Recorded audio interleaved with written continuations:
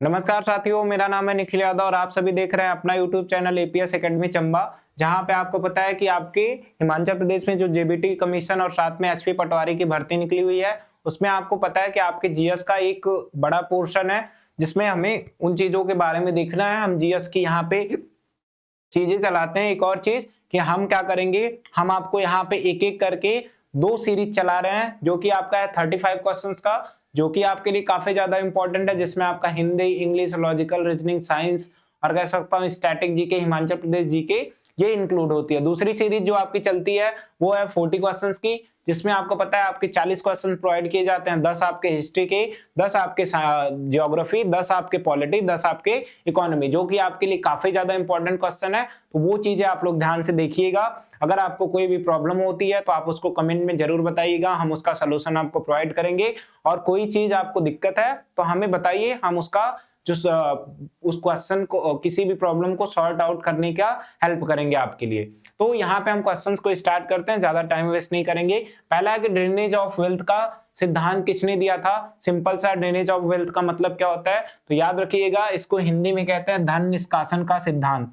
क्या कहेंगे तो आप याद रखिएगा, इसको हम कहते हैं क्या, तो याद रखिएगा धन निष्कासन का सिद्धांत। क्या करना है, हिंदी भी आपको याद रखना है, धन निष्कासन का सिद्धांत। अब ये होता क्या है धन निष्कासन का सिद्धांत, तो आपको याद रखना है कि पहले के टाइम में जब हम भारत जो है ब्रिटेन का उपनिवेश था, तो भारत से वो लोग कई सारी चीजों को विदेश लेके जाते थे, यानी कि अपने देश, जैसे भारत के कपास को अपने देश में ले जाके कपड़ा बनाते थे मशीनों के द्वारा और भारत को महंगे दामों पे सेल करते थे, यानी कि बेचते थे। भारत से अपने सैनिकों को कह सकता हूं कि भारत के रिवेन्यू से सैलरी देते थे, साथ में और भी ऐसे अलग अलग प्रकार के शोषण करते थे।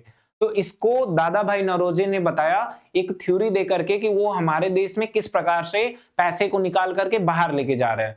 तो उसी चीज को हम क्या कहते हैं, धन निष्कासन का सिद्धांत कहते हैं, जिसे किसने प्रस्तुत किया तो आपको पता चल गया होगा। ऑप्शन नंबर 20 का करेक्ट हो जाएगा, दादा भाई नौरोजी, और इन्होंने इसके बारे में बताया था। इसके बाद अगला क्वेश्चन है कि अगला क्वेश्चन आपको यहाँ पे दिख रहा होगा कि दांडी मार्च का मुख्य उद्देश्य क्या था। तो मैं आपको थोड़ी सी चीजें बताता हूँ, उसको आपको ध्यान से देखना पड़ेगा।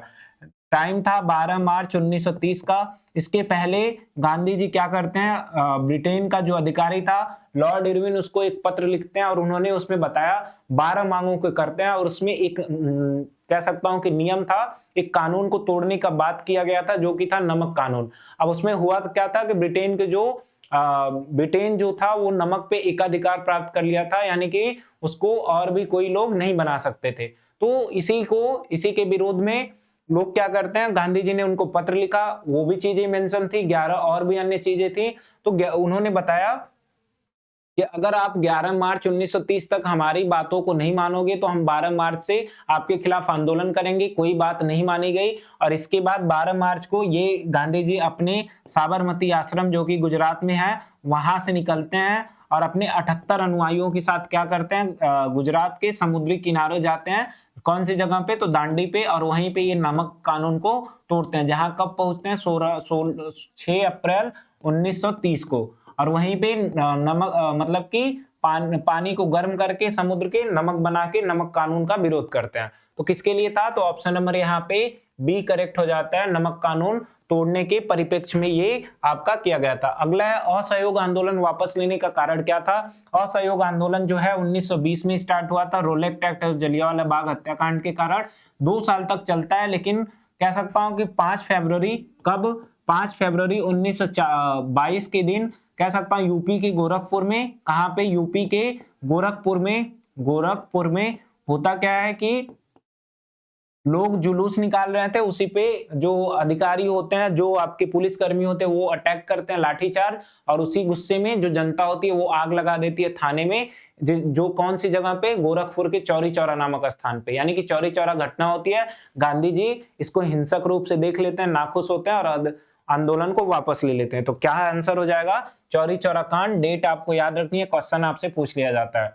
आगे बढ़ेंगे और जो आपसे अगला क्वेश्चन पूछ रहा कि सिंधु घाटी सभ्यता की जो पक्की ईंटें थी वो किस प्रकार की थी। याद रखिएगा, सिंधु घाटी सभ्यता हमारे भारत में डेवलप हुई एक प्रकार की सिविलाइजेशन थी, सभ्यता थी, जो कि नदियों के किनारे में थी, और वहां पे ये एक प्रकार की नगरी सभ्यता थी, यानी आज जैसे शहरों में जिस प्रकार की चीजें हैं, जो व्यवस्थाएं घरों में होती हैं उस प्रकार की व्यवस्था होती थी, रोड बढ़िया होते थे, सड़क अच्छे से, कह सकता हूं कि घरों में जिस प्रकार से चीजें व्यवस्थित तरीके से होती हैं, व्यवस्थित तरीके से घर बनाए जाते हैं, वैसा ही था। तो वहां पे पक्की ईंटों का उपयोग किया जाता था, जो किस रेशियो में था, तो आपको ध्यान देना है, वो आपका 2:3 में हुआ करता था। तो ऑप्शन नंबर जो डी है इसका करेक्ट ऑप्शन हो जाता है। इसके बाद हम आगे देखते हैं, बोला कि इस कांग्रेस का पूर्ण स्वराज का प्रस्ताव कब पारित हुआ, तो आपको ध्यान देना है पूर्ण स्वराज का मतलब क्या होता है। तो पूर्ण स्वराज का मतलब होता है हम पूरी तरीके से आजादी चाहेंगे, किसी भी प्रकार का डोमिनियन स्टेटस हमें नहीं चाहिए। डोमिनियन स्टेटस का मतलब क्या होता है कि ब्रिटेन हमारे देश से बाहर चला जाएगा,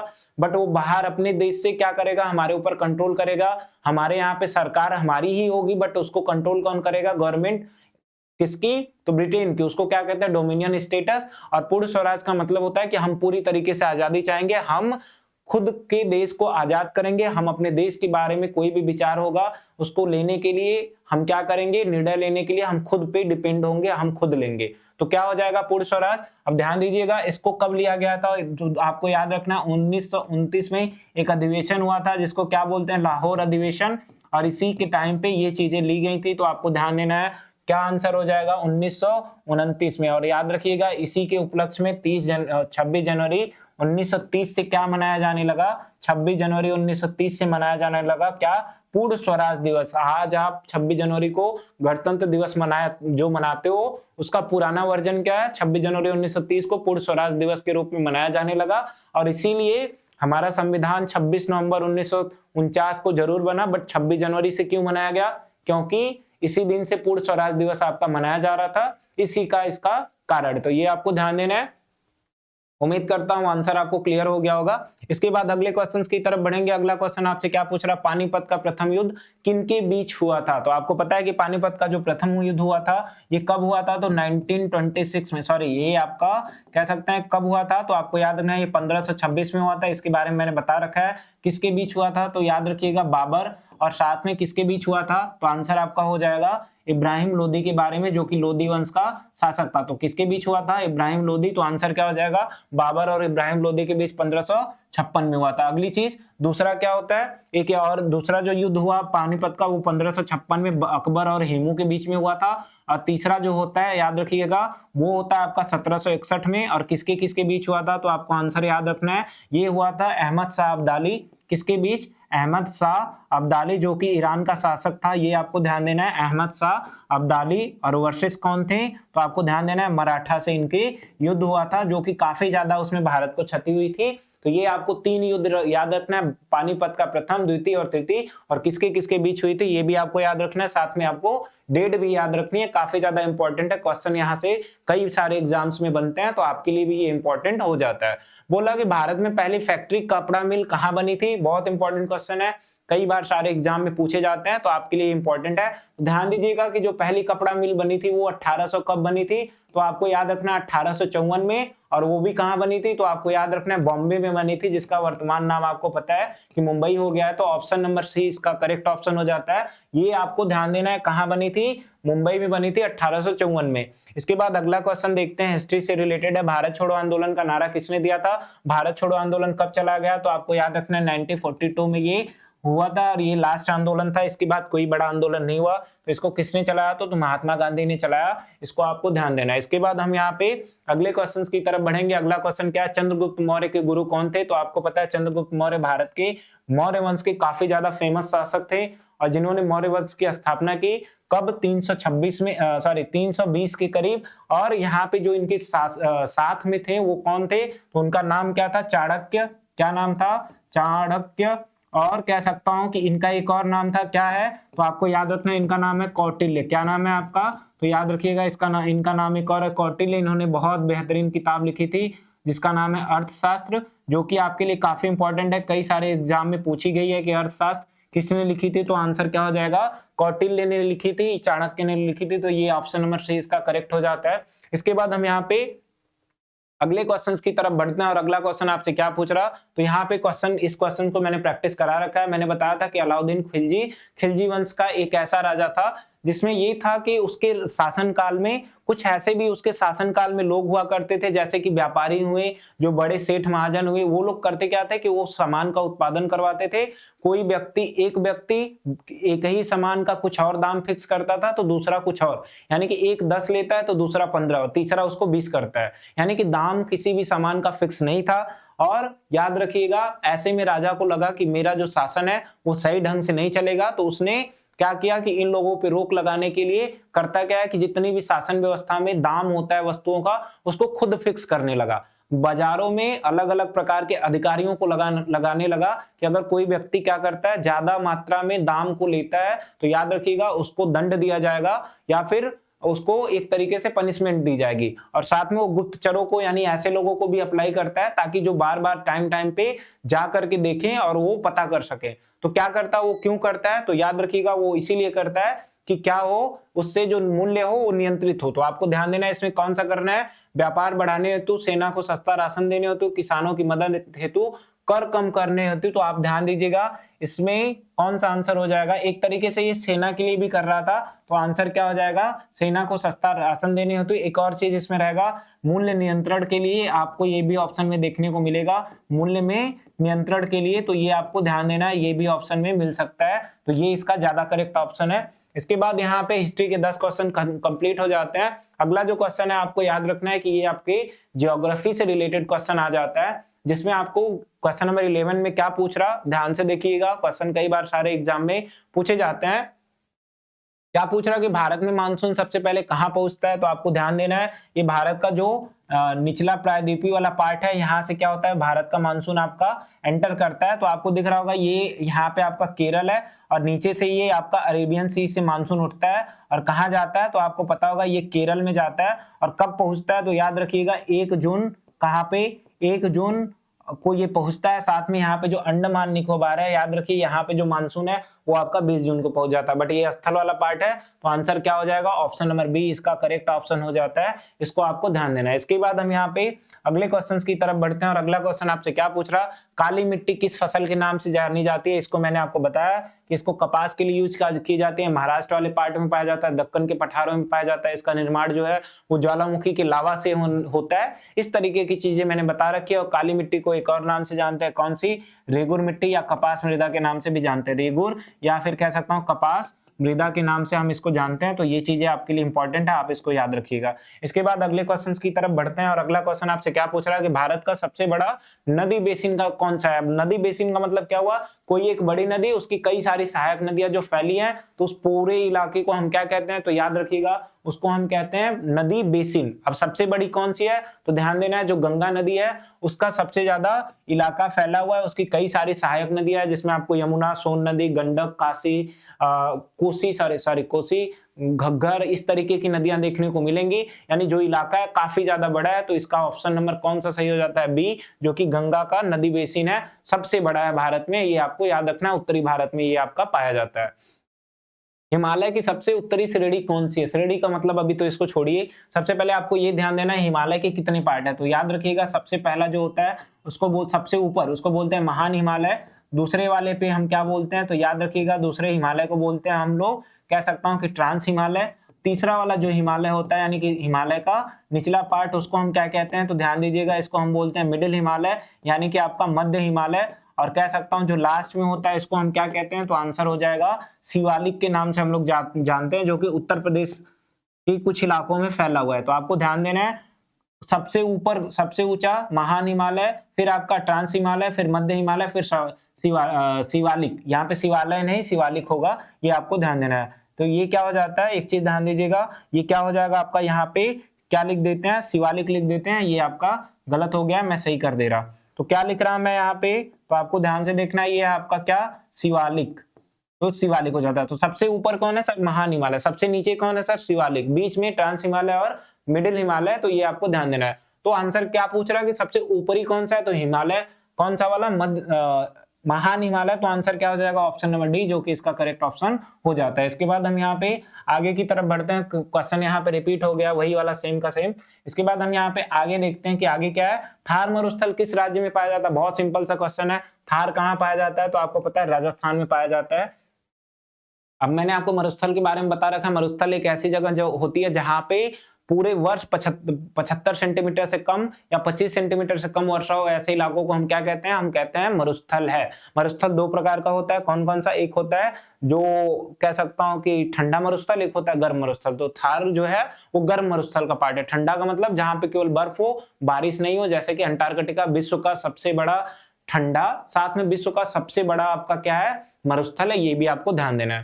तो क्वेश्चन नंबर 15 तक कंप्लीट हो गया। आगे बढ़ते हैं। अगला क्वेश्चन आपसे क्या पूछ रहा कि भारत में सर्वाधिक चाय उत्पादन कौन सा राज्य है? आपको पता है ईस्ट का ये राज्य है, क्या है वो? आपका असम। असम में सबसे ज्यादा चाय का उत्पादन किया जाता है, ये आपको ध्यान देना है। ये क्वेश्चन आपसे पूछा जाता है। इसी तरीके से गन्ना कहाँ होता है? तो आपको पता है कि गन्ना जो होता है वो सबसे ज्यादा कहाँ होगा? तो आपको पता है कि यूपी में पाया जाता है गन्ना। इसके अलावा बात करें अगर कॉफी की, तो कॉफी कहाँ पाई जाती है? तो आपको ये भी ध्यान देना है, ये आपकी कर्नाटक में पाई जाती है। अगर मैं बात करूं कि मूंगफली कहाँ सबसे ज्यादा होती है, तो ये भी आपको ध्यान देना है। मूंगफली कहाँ पाई जाती है सबसे ज्यादा? तो आपको याद रखना है ये कहाँ, तो ये गुजरात में। अगर मैं बात करूं रबर की, तो रबर कहाँ सबसे ज्यादा पाया जाता है? तो याद रखिएगा रबर आपका केरल में पाया जाता है। अगर मैं बात करूं गेहूं की, तो ये याद रखिएगा गेहूं कहाँ सबसे ज्यादा पाया जाएगा? पंजाब और हरियाणा के इलाकों में। तो कहाँ? पंजाब और हरियाणा, आप यहाँ पे लिख दो, पंजाब और हरियाणा। अगर मैं बात करूं चावल की, तो ध्यान दीजिएगा चावल में कई सारे हैं, जिसमें सबसे मैं दो तीन बता दे रहा, नाम आपको याद रखना है। यूपी आता है, बंगाल आता है, साथ में आपका असम आता है। तो ये आपको ध्यान देना है, इतनी चीजें आपको याद रखनी है। आगे इनसे अभी आपको क्वेश्चंस देखने को मिलेंगे। अभी इस तरीके से डेली आपको क्वेश्चंस तो कराए ही जाते हैं, तो आपको ये सारे फैक्ट्स याद रखने हैं ताकि आपके सारे आंसर सही हो सके। इसके बाद हम यहाँ पे आगे बढ़ते हैं। गंगा ब्रह्मपुत्र डेल्टा को क्या कहते हैं? तो याद रखिएगा इसको हम कौन से डेल्टा के नाम से जानते हैं? सुंदरबन डेल्टा, जो कि विश्व का सबसे बड़ा डेल्टा है। कहाँ पाया जाता है? बांग्लादेश और बंगाल में पाया जाता है। ये किसके लिए फेमस है? तो बंगाल टाइगर के लिए फेमस है। इस क्वेश्चन के बारे में मैंने आपको करा रखा है, तो आप इसको याद रखिएगा। आगे बढ़ते हैं। अगला क्वेश्चन आपसे क्या पूछ रहा है कि भारत का सबसे ऊंचा जलप्रपात कौन सा है? तो आपको याद रखना है कर्नाटक में एक जलप्रपात पाया जाता है, गोवा और कर्नाटक के बॉर्डर के पास, जिसका नाम है कुंचिकल। और कहाँ बेसिकली ये कर्नाटक में पाया जाता है, तो ये आपको ध्यान देना है। इसी ये कुंचिकल है कर्नाटक में, ये सबसे बड़ा जलप्रपात है, तो आपको ध्यान देना है ऊंचाई के तौर पे। इसके बाद आगे देखेंगे इस अरावली पर्वतमाला किस दिशा में है? तो आपको ध्यान देना है ये आपका कौन सी में है? उत्तर पूर्व। ये क्वेश्चन उतना नहीं पूछा जाएगा, इसको ध्यान से देख लीजिएगा, क्योंकि इसमें डायरेक्शन है, डायरेक्शन वाले जियोग्राफी में क्वेश्चन नहीं पूछे जाते हैं।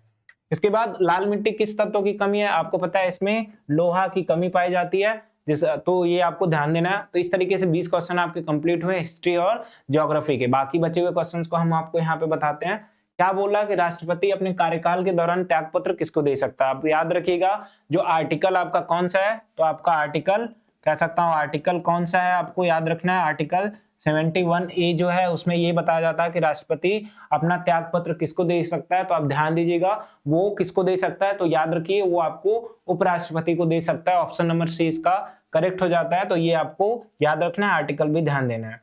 आगे क्या है, संविधान सभा के अध्यक्ष कौन थे? तो आपको ध्यान देना है, मैंने आपको बताया था कि 11 दिसंबर 1946 को कौन बना था संविधान सभा का अध्यक्ष? तो आपको ध्यान देना है 11 नवंबर 1946 इसको कौन बना था? तो आपको पता है अस्थायी अध्यक्ष के तौर पे कौन बने थे? डॉक्टर राजेंद्र प्रसाद। और अस्थायी के तौर पे 9 नवंबर 19 सॉरी यहाँ पे आपका नवंबर नहीं दिसंबर होगा, इसको मैं करेक्ट कर दे रहा, ये यहाँ पे क्या होगा, ये आपका दिसंबर होगा। इसको मैंने पढ़ा रखा है तो ध्यान से देख लीजिएगा। ये आपका 11 दिसंबर को बनते हैं, 9 दिसंबर को डॉक्टर सच्चिदानंद बनते हैं, तो ये आपको ध्यान देना, सच्चिदानंद सिन्हा। इसके बाद अगला क्वेश्चन आपसे क्या पूछ रहा कि मौलिक कर्तव्य भारत में कब जोड़े गए? तो मैंने कल मिनी कॉन्स्टिट्यूशन के बारे में आपको बताया था कि भारत का जो 42वां संविधान संशोधन है, 42वां संविधान संशोधन अधिनियम जो था, संविधान संशोधन अधिनियम है, संशोधन अधिनियम कब हुआ था? तो आपको याद रखना है ये आपका हुआ था 1976 में। कब हुआ था? 1976 में। और इसको भारत का मिनी कॉन्स्टिट्यूशन के नाम से जाना जाता है क्योंकि इसमें कई सारे चेंजेस किए गए हैं, तो इसीलिए इसको भारत का मिनी कॉन्स्टिट्यूशन कहते हैं। कब हुआ? 42वां और साथ में 1976। तो ऑप्शन नंबर सी यहाँ पे करेक्ट हो जाता है, ये आपको ध्यान देना है। इसके बाद हम यहाँ पे आगे बढ़ते हैं, राज्यसभा का स्थायी अध्यक्ष कौन होता है? तो आपको पता है कि राष्ट्रसभा का जो अस्थायी अध्यक्ष होता है उसको किसको कहते हैं? तो उसको उपराष्ट्रपति कहते हैं। और याद रखिए राज्यसभा का जो कार्यकाल होता है किसी भी व्यक्ति का, वो कितना होता है? तो वो आपका 6 वर्ष होता है, जबकि लोकसभा का कितना होता है? तो आपको याद रखना है वो आपका 5 सालों का होता है। इसके बाद हम यहाँ पे आगे बढ़ते हैं, संविधान की आत्मा किसे कहते हैं? याद रखिएगा आर्टिकल जो 32 है उसको भी कहते हैं आर्टिकल 32 भी कहते हैं, आर्टिकल के अकॉर्डिंग इसको। लेकिन बात करें इन सब में तो किसको कहते हैं? तो ध्यान दीजिएगा जो प्रस्तावना है उसको हम क्या कहते हैं? संविधान की आत्मा कहते हैं। बहुत इंपॉर्टेंट क्वेश्चन है, पॉलिटी में कई बार कई सारे एग्जाम में ये पूछा जाता है, तो आपको ये याद रखना है। इसके बाद हम यहाँ आगे बढ़ते हैं, नीति निर्देशक तत्व तो किस देश से लिए गए? नीति निर्देशक तत्व तो का मतलब आपसे डीपीएसपी के बारे में बात करा, और मैंने आपको डीपीएसपी के बारे में बता रखा है कि भारत के संविधान पार्ट कौन से में पाया जाता है। तो आपको याद रखना ये आपके पार्ट 4 में पाया जाता है। इसके अलावा आर्टिकल कितने हैं सर? 36 से लेकर के 51 तक इसके आर्टिकल है। तो कहां से लिया गया था? तो ध्यान दीजिएगा ये आपका आयरलैंड से लिया गया था। तो ऑप्शन नंबर सी इसका करेक्ट हो जाता है, जो कि क्वेश्चन नंबर 26 का सही आंसर है। इसके बाद अगला क्वेश्चन, राष्ट्रपति का महाभियोग का मतलब क्या होता है सर? जब वो संविधान का किसी प्रकार से उल्लंघन करे तो इसको महाभियोग कहा जाता है, और ऐसी स्थिति में हम उनको हटा सकते हैं। तो क्या हो जाएगा? तो ध्यान दीजिएगा संविधान के उल्लंघन पे इनको हटाया जा सकता है। तो ऑप्शन नंबर बी यहाँ पे करेक्ट हो जाता है। इसके बाद आगे देखते हैं, आगे क्या पूछ रहा कि संघ सूची किस अनुसूची में आती है? तो ध्यान दीजिएगा भारत में जो टोटल भारतीय संविधान में कितनी अनुसूचियां हैं? तो 12 अनुसूचियां हैं, जिसमें मैं एक एक करके आपको चीजों को बता रहा। जैसे कल मैंने आपको बताया था 8वीं अनुसूची, जिसमें भारत की राजभाषा हिंदी के बारे में बताया गया था। सेम उसी तरीके से संघ सूची, आपने समवर्ती सूची के बारे में, राज्य सूची के बारे में सुना होगा, तो वो कौन से में आता है? तो आपको याद रखना है वो आपका 7वीं अनुसूची में आता है। कौन कौन से सूची होती है? तो ध्यान दीजिएगा, एक होता है संघ सूची, दूसरा कौन सा होता है? तो सुनिएगा राज्य, और तीसरा कौन सा होता है? तो आपको ध्यान देना है वो कौन सा होता है? समवर्ती कॉन्करेंट, जिसको हम लोग इंग्लिश में कहते हैं। तो ये आप लोग ध्यान दीजिएगा। इसके बाद हम क्या करते हैं, अगले क्वेश्चंस की तरफ मूव करते हैं, जो कि आपका क्वेश्चन नंबर 29 है। वो आपसे क्या बोल रहा कि भारत के मुख्य न्यायाधीश को कौन नियुक्त करता है? तो आपको इसका आंसर याद रखना है, इसको कौन नियुक्त करता है? तो इनको करते हैं भारत के जो राष्ट्रपति होते हैं, वो न्यायाधीश को नियुक्त करते हैं। ये आपको ध्यान देना है, सुप्रीम कोर्ट के सुप्रीम कोर्ट के न्यायाधीश को। अगला क्वेश्चन है पॉलिटी का, लास्ट क्वेश्चन है। क्या क्वेश्चन में पूछ रहा? तो आपको ध्यान देना है, बोला कि भारतीय संविधान का सबसे लंबा अनुच्छेद कौन सा है? बहुत इंपॉर्टेंट क्वेश्चन है, आपसे कई सारे एग्जाम में पूछा जाता है। तो मैं आपको इसका आंसर बता रहा है। इसका आंसर जो है वो ऑप्शन नंबर डी है। कैसे है मैं आपको बताता हूं।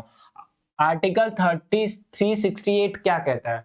तो ये बताता है कि भारत में संविधान में संशोधन कैसे होगा। भारत में संविधान में अगर हम संशोधन करना चाहें, भारत में संशोधन करना चाहें, किसमें?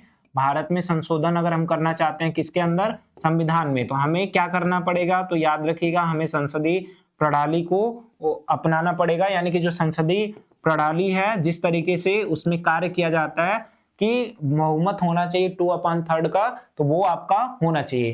तो इसके बारे में यहाँ पे डिटेल में बताया गया है कि संसदीय प्रणाली के थ्रू हम क्या करेंगे, किस संविधान में संशोधन को करेंगे। तो ये आपको ध्यान देना है। तो ऑप्शन नंबर कौन सा सही हो जाता है? ऑप्शन नंबर कह सकता हूं कि जो डी है वो बिल्कुल करेक्ट हो जाता है। ये आपको याद रखना है, एग्जाम में कई बार क्वेश्चन पूछ लिए जाते हैं, तो आपको ये याद रखना है। इसके बाद अगले क्वेश्चंस की तरफ बढ़ते हैं, और जो आपका अगला क्वेश्चन है वो क्या है कि भारत का केंद्रीय बैंक कौन सा है? तो मैंने आपको एक नाम बताया था, जिसको मैंने एक नाम बताया था, क्या?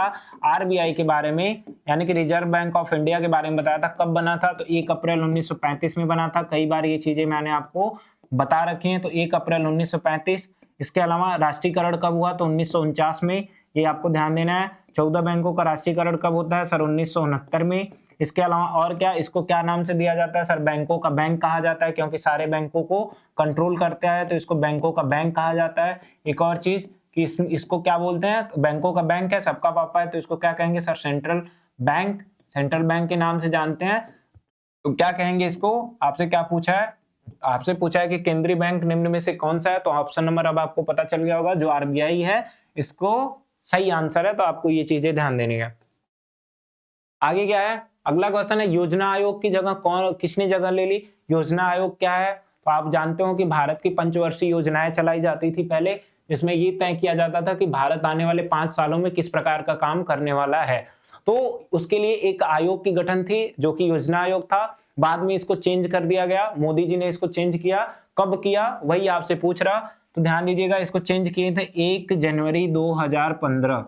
इसको चेंज कर दिए कब, 1 जनवरी 2015। और किसको लेके आए इसकी जगह, तो याद रखिएगा नीति आयोग को इन्होंने लेके आया। तो ये आपको ध्यान देना है। तो किसको लाया इन्होंने हटा करके, तो ऑप्शन नंबर कौन सा हो जाएगा, बी, जो कि इसका करेक्ट ऑप्शन हो जाता है। इसके बाद हम यहाँ पे आगे बढ़ते हैं। आगे क्या पूछ रहा है, हरित क्रांति का संबंध किससे है, तो याद रखिएगा 2 नाम, डॉक्टर वर्गीज कुरियन भारत में, डॉक्टर स्वामी एम एस स्वामीनाथन। कौन, डॉक्टर एम एस स्वामीनाथन का इसमें ज्यादा योगदान है, डॉक्टर एम एस स्वामीनाथन। ये आपको ध्यान देना है, इन्होंने हरित क्रांति को लेके आया भारत में। तो याद रखिए पहले हरित क्रांति है क्या सर, तो हरित क्रांति का मतलब ये है कि भारत में पहले हाथों से चीजों को किया जाता था, टाइम ज्यादा लगता था, मेहनत ज्यादा लगती थी इस तरीके। तो इन्होंने क्या बताया कि इससे उत्पादन भी ज्यादा नहीं होगा, और साथ में अगर आप मशीनों का उपयोग करोगे तो उससे उत्पादन भी ज्यादा होगा, साथ में कह सकता हूं कि आपका टाइम भी कम बचे, मतलब कि टाइम भी बचेगा। तो उसी को क्या बोला गया, हरित क्रांति। तो किससे संबंधित था, कृषि से। तो आपको ध्यान देना है किससे संबंधित है, ऑप्शन नंबर सी इसका करेक्ट हो जाएगा, कृषि से ये आपका संबंधित है। इसके बाद हम क्या करते हैं, आगे बढ़ते हैं। भारत में लघु उद्योग को कौन चलाता है, तो आपको बहुत, ये कौन सी संस्था चलाती है, तो आपको ध्यान देना है जो सिडबी है ना, ये क्या करती है, सिडबी एक प्रकार का इंस्टीट्यूशन है जो लघु उद्योग को, एमएसएमई को चलाने में काम करती है, जो कि लोगों को लोन प्रोवाइड करती है। तो इसको क्या हो जाएगा इसका आंसर, सिडबी, जो कि ऑप्शन नंबर सी यहाँ पे करेक्ट हो जाता है। इसको ध्यान दीजिएगा, लघु उद्योग का मतलब एमएसएमई, जो आपके छोटी कार्य होते हैं उसके लिए। बोला कि आर्थिक सुधार, एलपीजी भारत में कब शुरू हुआ। एलपीजी का मतलब सर, एल का मतलब होता है लिबरलाइजेशन, पी का मतलब होता है कह सकता हूं कि प्राइवेटाइजेशन, और जी का मतलब क्या होता है, ग्लोबलाइजेशन। पहले भारत में क्या होता था, भारत में विदेशी कंपनियां आती थी बट वो व्यापार नहीं करती थी, वो अपनी कंपनियों को स्थापित नहीं कर पाती है। लेकिन 1990 के बाद भारत में कह सकता हूं एक ऐसी लहर चली, यानी कि 1991 में, कि ये निर्णय लिया गया कि हम क्या करेंगे, अब विदेशी कंपनियों को भी भारत में आने देंगे, स्थापित होने देंगे, ताकि हमारे यहाँ रोजगार बढ़े और हमारा विकास हो। दूसरी चीजें कि यहाँ पे हम चीजों को प्राइवेट करेंगे, यानी कि जैसे आपको पता है कई सारी जो रेलवे चीजें हैं, और प्राइवेटाइजेशन का मतलब जो सरकारी चीजें, प्राइवेटाइजेशन का मतलब कि सरकारी चीजों को प्राइवेट में कन्वर्ट कर देना, ये चीजें। और ग्लोबलाइजेशन का मतलब वही जो आप लोगों को, दूसरी कंपनियों को भारत में लेके आओ। तो कब आया था, बहुत इंपॉर्टेंट क्वेश्चन है, कई बार एग्जाम में पूछे जाते हैं, इकोनॉमी का कह सकता हूं कि बहुत फेवरेट क्वेश्चन है। तो कब हुआ था, तो 1991, तो ये 1991 में हुआ था, आपको इसको ध्यान देना है। आगे क्या है, भारत में नोट जारी का अधिकार किसे है, तो बहुत इंपॉर्टेंट क्वेश्चन, बैंकों का बैंक आरबीआई ये किया था, तो किसको अधिकार है, तो आपको याद रखना है आरबीआई पैसों को छापती है, कितना छापना है, कब छापना है, कब इसकी जरूरत है, कौन करता है, तो याद रखिएगा आरबीआई करता है, जिसके बारे में मैंने आपको बहुत ज्यादा डिटेल में बता रखा है। क्या बोला, नीति आयोग की स्थापना वर्ष क्या है, पीछे मैंने बता दिया 1 जनवरी 2015, 1 जनवरी तो दिया नहीं है 2015, तो ऑप्शन नंबर सी इसका करेक्ट हो जाता है, जो कि आपको याद रखना है, काफी ज्यादा इंपॉर्टेंट क्वेश्चन है, कई बार एग्जाम में पूछ लिए जाते हैं, तो आपको ये चीजें ध्यान देनी है। इसके बाद क्या पूछ रहा है आपसे अगला क्वेश्चन, तो आपको याद रखना है जो अगला क्वेश्चन है, भारत में सबसे अधिक रोजगार किस क्षेत्र में पाया जाता है। मैंने इसको कई बार डिटेल में बता रखा है कि जो इकोनॉमी होती है किसी देश की, उसको 3 पार्ट में हम डिवाइड कर सकते हैं, कौन कौन से, primary sector, secondary sector, tertiary sector. Primary यानी कि फर्स्ट, और सेकेंडरी मतलब सेकेंड, और टर्शियरी मतलब थर्ड। तो होता क्या है सर, प्राइमरी में कच्चे माल वाले आते हैं, खेती आती है, मत्स्य पालन। तो आपको पता है कि भारत में सबसे ज्यादा लोग खेती से जुड़े हुए हैं, तो कौन सा आंसर हो जाएगा, सबसे ज्यादा किसमें रोजगार है, तो ऑप्शन नंबर सी इसका करेक्ट है। लेकिन धीरे धीरे अब ये सुधर रहा, लोग कृषि को छोड़ करके कह सकता हूँ सेकेंडरी सेक्टर में काम करने के लिए ज्यादा जा रहे हैं। तो ये चीजें आपको ध्यान देनी है।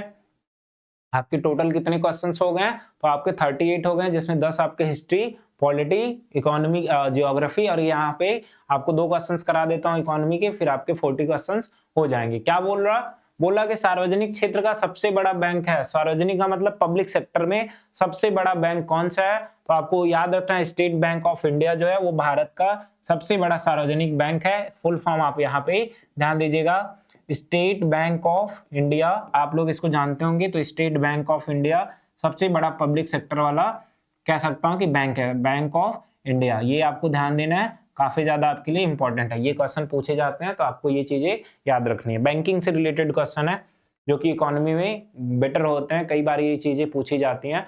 तो क्या पूछ रहा है कि आर्थिक सुधार किस वर्ष हुआ? आर्थिक सुधार का मतलब सर वही जो मैंने आपको एलपीजी के बारे में बताया ना, कि कह सकते हैं कि लिबरलाइजेशन, दूसरा क्या आपका प्राइवेटाइजेशन और ग्लोबलाइजेशन जो होता है उसके बारे में।